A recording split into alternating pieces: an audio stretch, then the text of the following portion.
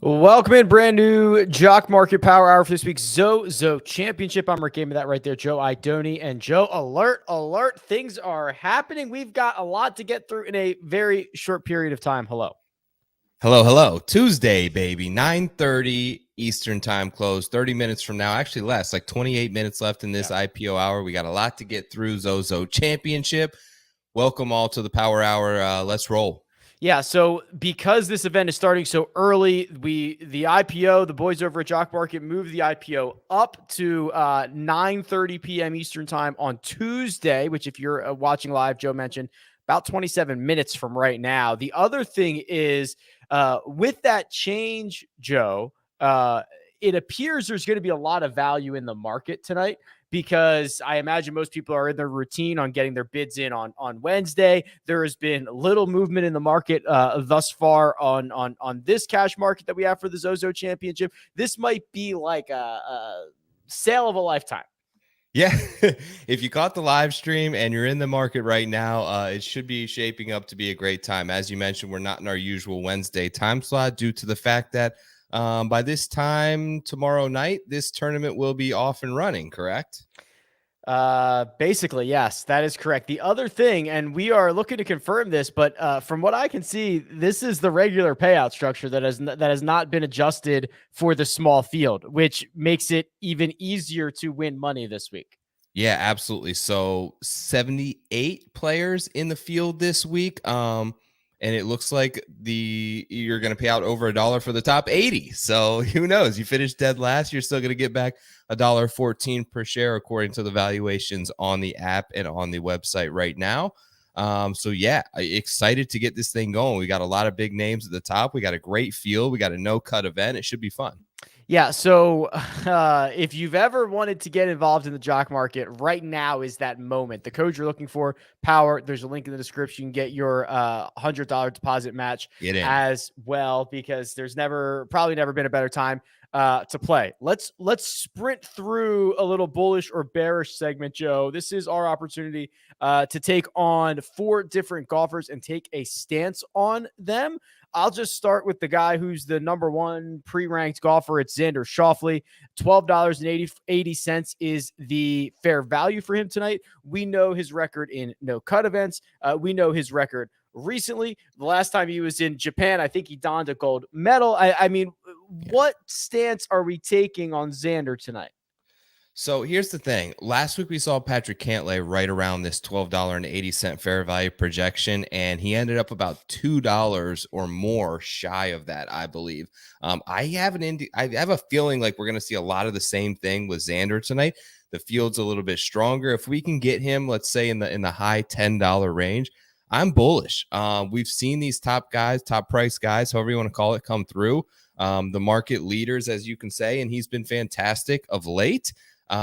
He's hitting his driver as well as he has in quite a long time. He's really, really good, Rick, with like his short wedges, like 100-yard shots, and then like 200+ yard shots. He's the best guy in the field.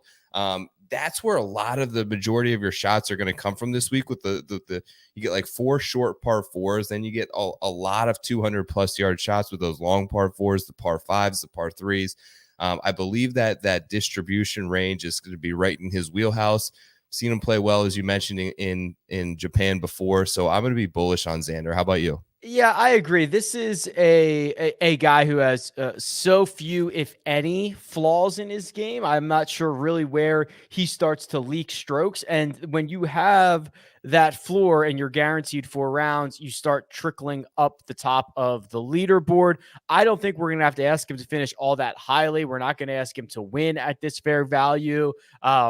There's not a knock on his game. It's the same thing we kind of said about Patrick Cantlay last week, and he came through despite finishing in a tie for second. He got the full second place payout. So yeah, I am also a buyer and bullish on Xander tonight. Good news. We're getting some indication from the chat that it looks like everybody's getting access to IPO shorting now, which is fun, Joe. So this is, if you don't like these prices or you don't like these golfers, you can actually short the other end of it. So kind of tying that into our bearish part of this, is there a golfer, Joe, you'd want to point out you might have a little bit of a bearish stance on, somebody that IPO shorting might come into play for you? Yeah, to be honest, of course, it always depends on how that price fluctuates and where it kind of is at toward the end of IPO here. But one guy I'm not too high on is our defending champion, Hideki. It's just really kind of been a lull. And what I've seen mostly, Rick, is he's kind of lost it off the tee a little bit. I believe 4 or 5 straight events, losing strokes off the tee. He's great normally off the tee, like 9 events in a row where he was a significant gainer before this stretch he's on right now. This course can be troublesome. The fairways aren't really wide, and they are lushly tree bound on both sides. So you start getting behind some of these trees. I know the course history is great here, which is why I think it's going to inflate some of that price. But if you put a little bit more emphasis on what we've seen recently out of Hideki, the driver's been a little loose. The greens and regulation percentage is way down from what we normally see out of a great ball striker like Hideki. I'll be willing to take kind of that bearish stance on him if he flirts with sort of that upper $9, $10 range. Yeah, that's a fair one. I think the other fair one is Corey Connors. And I'll admit, I think there are some situations where when game theory comes into it, Corey Connors becomes an interesting option because we know the 100-round baseline of Corey Connors, but he has just not been good. Struggled at the President's Cup, was pretty bad at the Fortinet, missed the cut there, hemorrhage strokes, and was terrible at the Tour Championship. So we've got 3 starts in a row that have not been good for Corey Connors. I think it would be an easy short or easy to be bearish on Core Con tonight. If you're looking at that recent form, if you're looking at kind of longer term stuff, it's a little bit of a different story. Yep. All right. Give me one more guy you're bullish on tonight, and we'll put a bow on this segment. I'm going to go right back to Mito Pereira. Ball striking has been fantastic. When I kind of looked actually at your one of the Jock Market tools in your website for the golfer profile of him, he's got this nice little like U shape going on in the last 10 rounds where he kind of peaked there around the PGA Championship, really hit a dip, and now what you want to see like in any sort of market like this is an ascension back to the top, which we've seen in the last couple of events for him. He's really starting to get the ball striking together. I do think this event kind of leans on that a little bit harder even than what we saw last week, which turned into a bit of a putting contest, which isn't necessarily his strength as a player. He's driving it great. He's hitting a lot of fairways. He's a terrific iron player. The short game is pretty tidy as well. I think that he plays well once again this week. So if we can get a good price on him, I'll be bullish on old Mito. 20 minutes out from this IPO, closing a very special Tuesday night lock here in terms of the IPO. And then obviously live trading is going to begin immediately for this week's ZOZO championships. You got about 20 minutes or so, and we are starting to see some bids come in here, Joe. So let me unveil the big board. And for those who have not yet deposited, signed up, go use the code POWER. That link is in the description. The man at the top of the board, Sung J M, $8.88 per share at the moment. That is more expensive than Xander, who is $8 a share. We might see potentially an all-time high on Sung J this week, Joe. He is the shortest he's ever been in the outright market. He's piling up great finishes. It seems like we could get a really big number here on Sung J. Yeah, I just refreshed actually, Rick, and it's all the way up to 955. There you So the go. bids continue to roll in on Sung JM. Great run, was able to sort of have a consistently good weekend last week where he returned you a 42% ROI at the Shriners. Obviously, the bunch of second place finishes to sort of end the PGA Tour season last year were terrific for him, including the Tour Championship. So he's been on a great run. 1, 2, 3, 4, 5, 6, 7, I believe, consecutive events where he's returned you a profit in each and every one. You expect it to continue this week, or are you at a spot where you maybe want to sell high? No, I think I expect it to continue. I mean, I'm such a believer in his game long term. He does not get enough credit for driving the golf ball. I think it's last 50 rounds, he's second to only Cam Young off the tee in this field, which is absolutely crazy because he's one of the best iron players and also great putter with a deft touch around the green. So no, I kind of liken him very much to Xander Schauffele, and that there's just no holes in his game. There's just nothing wrong with his game, and I expect this to continue. Last week's winner, Tom Kim, $7.94. He holds that fifth pre-rank. That means there are only 4 golfers in this field that break ties over Tom Kim. I don't need to be a mathematician, Joe, to see a win at the Wyndham Championship, a win at the Shriners. He also has a great President's Cup, not victory, but record this year. A couple of weeks ago. I mean, this guy can seemingly do it all. Can seemingly do it all. I think the addition of Joe on the bag too was a huge help for him and is going to pay major dividends. You wonder, we've got the comparisons this week of like the first player to win twice before 21 since Tiger. He's piling up all these great stats, and the ascension has been quick and it has been fast and it has been nearly to the top. I just wonder, has it gotten too high where the point where you're losing a little bit of the value and the price, and it's, you're buying in on a stock that has already had this meteoric rise at the very end of it. I have those kind of concerns, a la like I just asked you about Sung Jae, where are you now buying at the very top end of what it could be, or do you still think there's still room for this kid to continue to win more events? Well, I'll tell you what, I probably thought we were buying high last week and he went out and Same. won. So I think the most logical thing is to kind of double down on that and just be like, well, he's not going to win again. Right. I mean, like that's kind of the idea. We're injecting a couple more top end players into this field. I think there's only a few finishing positions, and it's really only like probably first, second, or third that you'd be really upset if you didn't have Tom Kim shares. If you can fade that, he might make money, but I don't think you're looking at anything super egregious if you don't buy the Tom Kim stuff. Have you seen anything stat-wise with Tom Kim that would lead you to believe there's a certain course fit for him, or is he got the type of game like Xander, like Sung Jae that can travel and play anywhere? I think he'll struggle more on some longer golf courses because he kind of does lack the distance off the tee, or golf courses that there's going to be a run of golf courses that we get to with some trickier greens, and he's going to be basically seeing everything for the first time. I'm interested to see how he reacts to all of that. But no, I mean, there's going to be a lot of really good PGA Tour setups for him outside of the ones that get stretched out pretty long. Yeah, and what we see with a lot of these young players is they're not afraid to go like 4 or 5 weeks in a row versus some of these veterans. He's not going to have to slay Rory and JT every week. It may just be one of them. You see like Patrick Cantlay, and you get to the 72nd hole and you're with them, and anything can happen. You end up in a desert bush, and all of a sudden you got your second win in 3 months. Yeah, 15 minutes away. Right. This is a sprint tonight. Wow. This IPO closing in 15 minutes for the ZOZO Championship, and things are heating up, Joe. Colin Morikawa, 787. Tommy Fleetwood has cracked through the $7 mark, and then we get a flurry of names below. Cam Young, Terrell Hatton, Sepp Straka. They're in a completely different tier as of right now, but who are we looking at below those top 4 or 5 favorites that might have your attention? Okay, let me do a quick refresh here. I have some interest in Fleetwood from my indications in the 2 tournaments that we have seen thus far at Nirashina. It's been a ball striker's course, right? You need a little bit of touch around the greens. They're not overly big in size, around 5,000 square feet, which is on the smaller end of PGA Tour standards.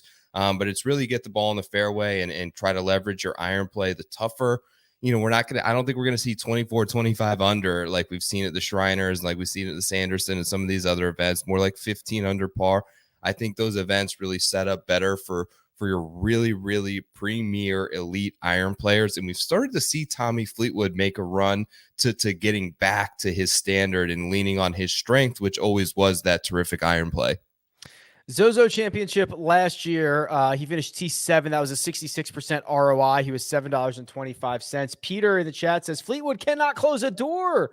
Don't have Joe. to. Oh, that's the key here. You don't have to win. You just have to outperform your expectation. Terrell Hatton, destroyer of par threes, is going to get 5 of them every single day this week, which is kind of exciting. There's that Cam Young, who I mentioned earlier. He's the 9th pre-ranked golfer. He is $4 a share at the moment. And then it's kind of a grab bag. There's a couple of players from the Japanese tour or from the Asian tour. Victor Hovland sports the 2nd pre-rank. There hasn't been a lot of movement on him. How do we want to kind of deal with some of these names that I'm showcasing here now? So I don't have a lot of the data from the DP World Tour and some of those starts, and I know that you have all that stuff available over at Rick Run Good, but I want to see some like reps under the belt. And we talked about this last week at the Shriners, but guys like Hovland, guys that we haven't seen a whole lot of that haven't been playing, I would rather take someone who's had 2 starts already this season, like Amito Pereira, and not worry about the potential for jet lag and getting over there to Japan off a quick week in Las Vegas. I want to see tournament reps, and I think that that's important this time of the year to pay attention to as we start to get, like, you start to pull some data and your strokes gain numbers from say 30 to 40 rounds. And for some of these guys, you can be going back into April and May, and a lot has changed since then. So I think having a more bias on recency and seeing some guys with some notches under their belt this fall is a good sign.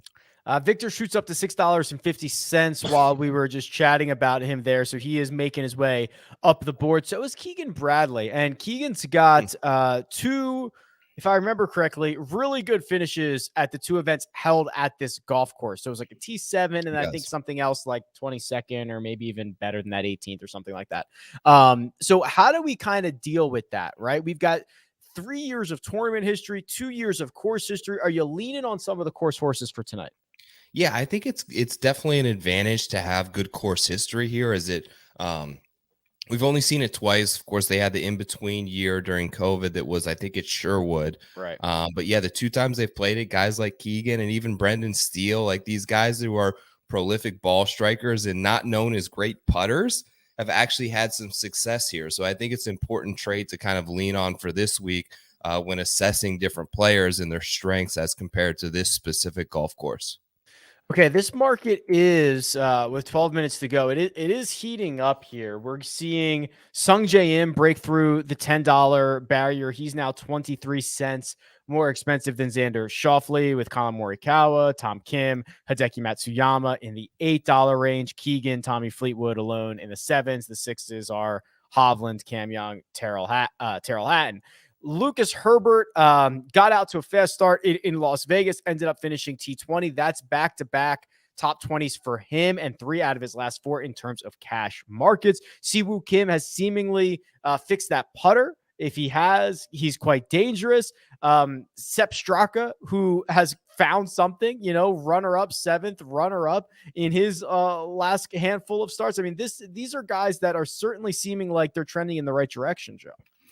Yeah, and it's interesting. There's a pretty wide spectrum in terms of where the prices are at right now. You've got a lot of guys still hovering around that $1 mark. I'm looking at guys like Mav McNeely, who had a good start last week in a top 10 at the Shriners, is still $1 per share. So we do have those guys starting to clear $9 and $10, but you've also got some really, Tom Hoagie's another one, 3 consecutive top 12 finishes for Tom Hoagie, including a 12th at the Fortinet, a 4th last week, a top 10 at the Tour Championship. The guy's starting to play really good golf. He's a terrific wedge player. He's got some confidence with the putter. He's at $1.28. So it'll be interesting to see if those guys can sort of catch up and close the gap, because really wide separation here that is kind of unusual to what we're used to seeing here about 8-9 minutes before we see this market close down. Yeah, Andrew Putnam's another one. He's $1.55. He's played a lot better than you would expect him to. And there's a ton of guys still currently sitting at in this field. Adam Schenk played well last week. Let's see what it was. T12 last week in Las Vegas, and he's got a pretty good record around this place as well. Is that right? Mito Pereira is still $1, Joe. We can't get any love for Mito at the moment. Not at the moment. I think people are just kind of playing that wait and see approach. Corey Connors right above him at 225. That's what I mean. Like, it's weird because there's like a $5-6 gap in a lot of these players, which is unusual being this close to close. Yeah, so we are about 8 minutes or so away from this thing closing. If you haven't signed up yet, this is literally the best time you could imagine. It looks like the payout structure is wrong in your favor. It's built for a full field event. Also, with the Tuesday close, there's probably going to be less activity in the market, which is going to give you an opportunity to get more value. So if you've ever wanted to sign up, now feels like literally the perfect time. The code is POWER. There's a link in the description. That'll get you the best deposit bonus available. If we flip this around, Joe, and look at the top 10 golfers in this field, all of them fairly reasonably priced. Now we've got Terrell Hatton is the cheapest of the top 10. He's $6 a share right now, but sometimes we see a little bit of lag here. We're not seeing that. The top 10 guys are carrying their weight. Yeah, top 10 guys are carrying their weight for sure. You're right with Hatton. Looks like Hovland is also, I have him right below him unless you have a refresh, but I can refresh. Wondering what you think about Victor. You like this course for him? Have you seen much about what he's been doing the last month or so? Yeah, I think it's interesting because there is any golf course that has kind of like thick rough around the green and rewards you for hitting greens and rewards you for driving it well. That's probably one of the better setups for Victor, which is what I think we're going to get this week. It is very well bunkered, which if you look at the stats might not be specifically great for his game. If he can avoid the bunkers, that's kind of a different story. But you alluded to it before. Can you think of anybody recently who, off of some type of extended break has just come out and won or come out and contended immediately? Usually, I was trying to think while you were talking about it earlier. It usually takes some guys an opportunity to play into it a little bit. Yeah, and we've seen guys do it in different ways. We've seen guys, at least have little tune-ups here and there with whether it be the President's Cup or different type of formats. Really haven't seen Victor since the Tour Championship, but we did see positive signs toward the end of the summer there where, he had a couple of missed cuts around the time of the U.S. Open, but really played well. I think turned the table at that Open Championship, backed it up with a top 20 at the St. Jude. So he was really starting to round back into the terrific ball striker, and the approach numbers were kind of coming back in his favor. It'll just be interesting. That was August, and we're here mid-October now. So yeah. It's hard to really put a lot of your hard-earned dollars on a guy when you haven't seen him in the last 8 weeks. Yeah, he played a couple of European Tour events in there, but still, it's not nearly as much as some of these other guys have. And I think the last time he teed it up was Italy, which was like a month ago. So it's like 2 events in 2 months or something like that, if I'm doing the mental math correctly. Sungjae Im, now $10.50. We might be cruising towards him being the most expensive golfer, but Joe, I think this is the time of night where I got to get you out of here. I got to let you go participate in this. I got to let you get your bids in so that we can see your portfolio in a couple of minutes. Got to get my hands dirty. I'll see you in a few. All right, so Joe's going to go get his bids in. Again, this is a sprint tonight. A rare Tuesday night IPO close for an event being held in the Far East. It is, by my clock, 9:24 p.m. Eastern time. This thing is going to close right around 9:30 p.m. Eastern time. So just a couple of minutes left to go here. And you can see, just while we've been on air during this show, I mean, the bids are pouring in. There's still plenty of value because of the payout structure. There's still plenty of value because it does not feel, nor does it look like this board is mature enough, especially on the bottom half of it, where you're asking guys to not do all that much. But I'll take you the rest of the way here and see what we can find in the closing moments of this jock market. Now, if you haven't participated yet, the code you're looking for, it's POWER. Link in the description. Get your deposit bonus and start rocking and rolling. As discussed, Sungjae Im, $10.50. He has just cracked through his fair value. So his fair value, 1036, which is about an 11th place finish or better. So that's kind of what you're asking for out of Sungjae Im if you're buying at $10.50. On the other hand, Xander Schauffele sporting a huge fair value, $10.76, nowhere near it. $2.77 away from that in the final few minutes of this IPO. $9.99 though. However, that is still the most expensive Xander has been since, well, of course, the ZOZO Championship last year, where he finished T28. He was $11.01. Hideki Matsuyama finding his way into the top three here, $8.56, just a little bit more expensive than Tom Kim, Colin Morikawa, Cameron Young, and Victor Hovland as this thing starts to mature out. Keegan Bradley seeing a nice little bump, nice little confidence boost for a guy who's played well around this golf course, who played well at the Sanderson Farms, coming off 145% ROI at the Sanderson Farms. He was $6.12 that week. He is more expensive this week, but still $1 below his fair value. Let me see if I can get a refresh, because I have a feeling there are a lot of bids coming into this thing. And I would be right, because Xander Schauffele has now jumped over the $10 mark, $10.15. Morikawa alone in the $9 range. But let's go a little bit further. Mito Pereira was $1 per share about 5 minutes ago. Now $6.84, right below Tom Hoagie, right below Siwoo Kim, right above Cameron Davis and Seb Straka. Scroll a little bit further. Mackenzie Hughes coming off a victory. Mackenzie Hughes is $6.15 per share right now. That's below his fair value of $7.05. The fair value equates to about a 22nd place finish. Can Matt Hughes, coming off a win with the top 10 at this event last year, finish inside the top 20? If so, you should probably be buying right now. That would be the equation behind all of that. Sebastian Munoz, haven't seen him since the President's Cup. Played well then. Can he go out and continue that success? He played well at this golf course last year. He finished, let's see, T4. That was 170% ROI. He was $5.55. He's not that much more expensive this time around. If we're still playing bullish or bearish, which I know we're not, Matt McNeely gained 10 strokes putting last week. Second best putting week of his career. That is probably not going to happen again. I think that's pretty fair in saying that. Matthew Neesmith coming off his best finish as a professional. Yeah, goes out and finishes tied for second with Patrick Cantlay, $5.99 per share at the moment. I'm going to try another refresh here. I've got 9:28 p.m. Eastern time. So we are very much up against it here. This IPO going to close at any moment. And Xander Schauffele, for the first time in the market with just a few moments to go, has become the most expensive golfer tonight.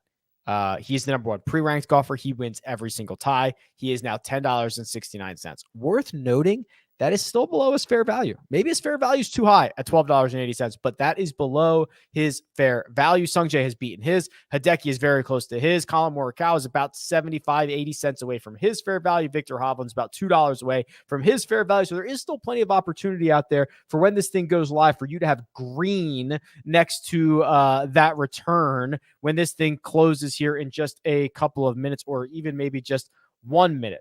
Some big movers since the last time I refreshed. Andrew Putnam now up to $5.33. Kurt Kitayama, coming off a disappointing missed cut, is now over $5. He is $5.06. Luke List, some decent course history around this place. He's a quarter short of his fair value. He's $4.76. Ricky Fowler. Oh, Ricky, $2 short of his fair value, coming off a miscut in Las Vegas. Let's see what else we have here. If you're looking for, okay, there was a question about some random Asian tour player that you might want. I like Kazuki Higa, $3.35. I think that's the guy. He won an event that Siwoo played in just a couple of weeks ago. He's got some decent finishes.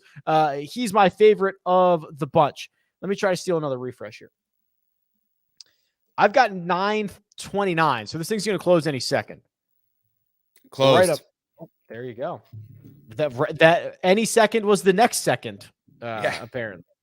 There were some massive jumps that I haven't seen in a long time. I think that there were a lot of people realizing the magnitude and potential of this market, because guys were quickly jumping up 50, 60 cents pretty rapidly there in the last 90 seconds. Yeah, I could feel it as well. And you're right. I mean, there was no reason not to get heavily involved in this market. Okay, so it looks like I have the final pricing, which we'll review in just 1 second. But before we do, there's a promo code that you want. It's POWER. That'll get you your best deposit bonus. There's a link in the description.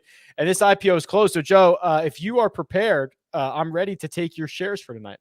Yeah, buddy. Tough to hold bids in small fields. I see Brent said that. That was right. I lost a couple of late. Xander Schauffele, all the way up top, 1095 per Yeah. share. Feel okay about that. I like him to win, frankly. So moving down into the $8 range, I got $8.16 Tommy Fleetwood shares. In the $7 range, Mito Pereira, who we spoke about earlier, and then just kind of pounded this $6 and $5 range with Cam Davis, Sebastian Munoz, Mark Hubbard. Short little 6-man, nice and tight portfolio this week at a small field. Those are my guys.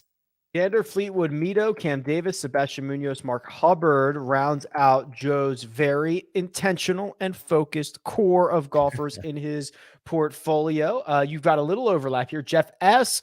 got Xander, Fleetwood, Connors, and Hughes. So he's got two of your guys and added on a couple of Canadians. We've got Brent with the X-Man, Decky, Adam Long, Sam Ryder, Harry Higgs. No. That's a typo. Higa is apparently what we were going for there. And then JG Funk says Mito Svensson and Rick's rat out Lee Hodges. I don't get that. I don't get it either. But thank you, JG Funk, for tuning in and sending in your portfolio. that joke is over my head. Here is the final pricing. And what do you think? Was the fair value just too high? Like Xander was 1095. That's the most he's been since this event last year. Fair value was 1281. You mentioned it. You still like the price that you got on him, which is going to ask him to finish like 10th or better. But that fair value was pretty jacked, wasn't it? Yeah, I think it's a top. You look at his betting price is like 8-1. So I'm sure that the top 10 market would not reflect even money on Xander this week, which is essentially what you're getting in the jock market here. So yeah, I like the price, 1095. I was willing to go up to $11. That's where I had my bid in. So I feel fine with it. Sung JM, no surprise there, was shortly right behind. And then, we had some guys stack up there at like 950. Tom Kim, third in the field. Like the guy is here. He's not going anywhere. So nice to see him there, above Victor Hideki and Colin. So incredible. Surprising, but I sort of surprising. Like he's so hot. You almost got to continue to ride the table. Yeah, give me all the Morikawa $9.37 per shares. We didn't even talk about him. Sixth most expensive golfer. Guy's got 6-7 wins, 2 majors already. Might have 8 wins by now. He's got I don't know, a lot. Yeah, that's a little bit. I love that. If you got Colin shares, I think I'd be pretty happy. Yeah, he was solid at the President's Cup, started to be much better toward the end of the year. So I expect him to kind of, he was #1 player in the world, I believe, this time last year or right around it. So I can see him coming back and having a very strong year. And he just feels a little bit overlooked at this field, especially the course that like rewards like Tiger and Hideki are the 2 winners. Like he kind of fits right in that mold of like another guy to hoist the trophy here. I will probably have very little Corey Connors exposure this week across the board, but I'm just interested, right? Like, I think in a vacuum, it's a good spot for him. He's been playing horribly. It's one of those things where it's kind of hard for me to parse out what we're going to get, but I think he's interesting. I don't know. I just want to track him. Yeah. Putted terribly at the President's Cup, but beyond that, should suit him pretty well. I mean, he's one of the better ball strikers in the field. Speaking of President's Cup, we've got Cam Davis 689, Lucas Herbert 633, Sebastian Munoz 622. I don't think I'm missing any others, but I mean, we've seen kind of that run on guys right after a President's Cup, whether they played in it or they thought they got snubbed, getting hot. Yeah, I like Munoz this week actually quite a bit. He's hit or miss in some stretches in terms of a lot of the strokes gain stats, but I just think that he's a player, and I really felt like he got like what he did at the President's Cup and defeating the #1 player in the world and Scotty in a singles match really kind of got overshadowed to a degree by what Tom Kim did and the USA winning. So I felt like if that thing shook out a little bit differently, we would have had a greater appreciation for what he was able to do on U.S. soil and taking out the #1 player on our team, essentially. So playing good, should have a ton of confidence rolling over from that and some good finishes, I believe, top 5 in the field in terms of strokes gained total at this golf course over the 2 years that it's been played. So should be a nice little fit for him. I expect him to hopefully play well once again. So with this market closing on a Tuesday night and the tournament starting on a Wednesday night, we kind of have we usually have a longer period in golf compared to other sports in the jock market from IPO close to the time the event starts. But this is going to be even longer now. And worth noting, Joe, like you didn't get somebody in IPO, you can go buy their shares right now. Right. Yep. You can go short them if you want out on somebody. See if Joe will buy up bids of guys he missed out on. Right. I mean, this thing is open for business right now. Yeah, we've got about 22, 21 hours until this thing kicks off. The other thing to note is, a lot of the in-tournament play that we typically see is going to have to take place like very late at night or early in the morning, depending on which coast you're on. So be interesting to see. It may be one of those weeks where you may want to you don't want to go to sleep with like an open order on a bid on one of your guys, because you could likely get burned by some of the sharps out there. Yeah, don't go to bed and then watch Hideki get 7 under through 9 or something, and everybody snatches it up. Yeah.